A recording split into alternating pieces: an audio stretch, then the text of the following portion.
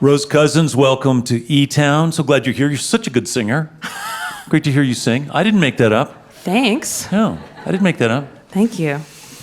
You were talking about your childhood on Prince Edward Island, and I think of that as a place where there's a lot of the population is of Scottish descent, and so there's a lot of Celtic music and traditions, aren't there? Yeah. Was that part of your scene when you were a kid? Nope. No? No step dancing for you? No, I didn't step dance. I didn't Highland dance. I didn't play the fiddle. There are pockets of more the eastern end of the island, I feel like. But there were definitely Céilís and such. I feel like Nova Scotia, which is New Scotland, where I live now, is actually probably more steeped in the Cape Breton tradition of fiddling and that kind of thing. But there definitely is that on Prince Edward Island. Let me ask you about being a Canadian singer-songwriter, because we have a couple of fantasies about Canada. Do tell. Yeah. Well, one of them is that the Canadian government is really supportive of artists across many disciplines. Yes, true. Is that true? Truth, yes. Has that helped you in some way so far in your career? Absolutely. Really? Yep. Like when it's time for touring or whatever, they'll give you a little boost.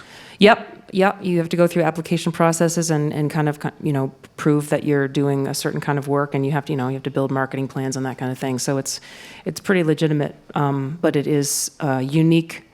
And the more that I travel, I understand how unique it is and how incredibly supportive they are. Yeah.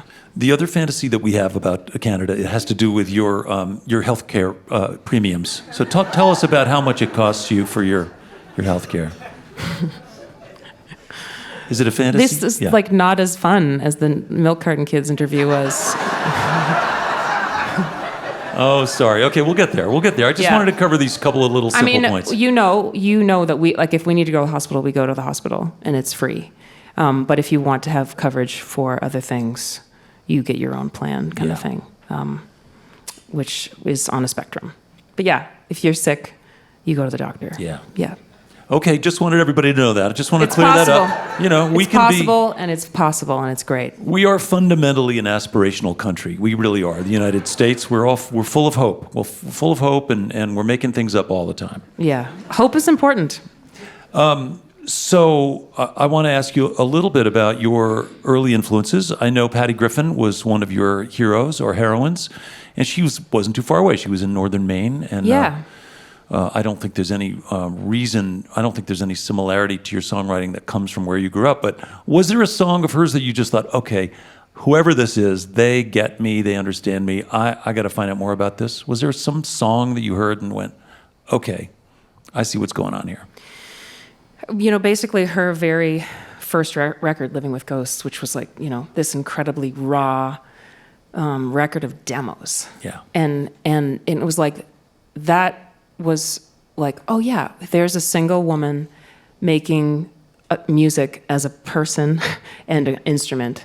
And that was, I guess I deeply love poetry and I love melody, and I like when the thing that is being said hits the bone, so that it's truthful and it's real, because the things that we feel are real. And that's how I want to experience what's actually happening, because so much of the time we live in this this place, we're walking around in the world and it's I'm gonna put a cloak on and it's gonna protect me from the way I actually feel. That's kind of a lot about what my new record is about, because it's called Bravado. It's kind of an exploration on, my own experience of that, but just thinking about how often we walk around as a modified version of what we're actually experiencing and living. Holding back, protecting, not revealing. But your bravado, you kind of talk about your bravado as almost like your invisible companion that's helping you through your day. It's a good friend. It really, really comes in handy, absolutely. So now you've been at this a while, and you've got fans all over the place, and you go to your shows, and they have that same, in some ways, connection to your songs and your music that you might have felt for Patty Griffin, in that they've got some visceral feeling about what you've helped them discover in their life, or you've given them some insight. So do they tell you about that at the shows sometimes? They do. Yeah. Does that feel... Sometimes they tell me in a lengthy email, and sometimes it's a Facebook message, and sometimes it's at a show. And it is incredible. It is interesting to be on the receiving end of that. Songs Patty Griffin songs, Sean Colvin songs. Those are like the soundtrack to a very specific time in my life, and continue to be deeply inspirational to me. And so it is interesting to know that is happening with some of my music too, and like whether someone's like lost somebody, or has gone through a really hard childbirth, or is currently suffering from an illness, or is going through a breakup. Like those are the times when we need that's where we connect. We connect what we're listening to where we were. Yeah. And I mean, I need that just as much as anyone else. So it's cool to be able to provide some of that. Yeah. So much like the Milk Carton Kids, your songs are incredibly depressing and sad. Yeah. Well, somebody has to do it. Like someone, there's a lot of people who are making things with like beats and rhythm and like major chords. Yeah. And that's it's not everyone can't do all the same thing. So it's important to balance. Stand out in the crowd. Yeah. Yeah. Mope through the crowd. But I will say, I'm sure that when you feel that connection with one of the people at your shows who says how much this song meant to them, there's a kind of responsibility that comes with that, and hopefully I'm sure you have to develop the skill about how much to let somebody in, and whether or not you're going to actually become sort of the co-solver of their problems, or you're just going to acknowledge that they felt something. Yeah, I'm not going to be the solver of their problems for sure, but it is interesting. Like, I do feel a responsibility at the show to be authentic in the way that, like, I'm just like the person that happens to be singing, and I think just having like your experience acknowledged as a like, that must have been hard, or like, man, I can't imagine what that's like. That, because sometimes when and I probably am one of those people too, that like, I want to help people solve problems, like my friends and that kind of thing. But it's sometimes much more comforting when someone's just like, I understand what you're going through. Like, I went through something similar, or and that's I enough, hear you, right? and I see. I think that's like, music connects us. Whether it's from the stage out, or whether it's the people in the audience who are having an experience that may or may not be the same, or like having them connect with themselves. It's like a purposeful thing that we do to come into a room and share music together. And I think connection is the goal. Yeah, and I think, of course, Canadians do that especially well, because they're good listeners. We're cold. We're cold.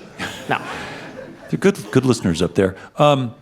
Last thing before we get back to music, I just want to make sure that our audience understands, on that first song you're playing, is it a baritone uke? Yes. And so it's 4 strings, nylon strings. Yeah. Is that something you've played a lot, or is that relatively new for you? It's newer. I've been traveling with it for the last couple of years, and fits in the overhead. It fits so easily in the overhead, and it really pisses people off when they want to get their roller bag up there. Yeah. And they're like, "Whose violin is this?" And I'm like, not saying anything. It's not a violin, but it's not a violin. Yeah. No, it's great. Actually, I only have one very short guitar song on my record. The rest of it is piano and this baritone uke, and it's a great companion, and I love how warm it is, and I tune the strings to something different so that it rings out and it's easier to play. Yeah, it's cool.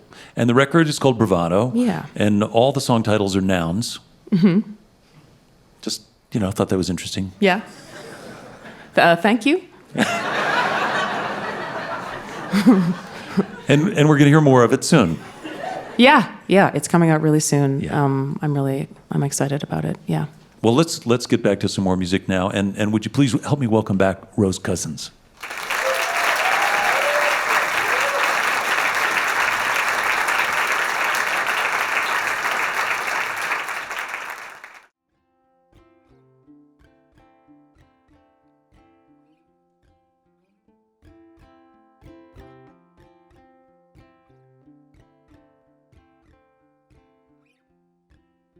Please live to be an old man, to be an old man.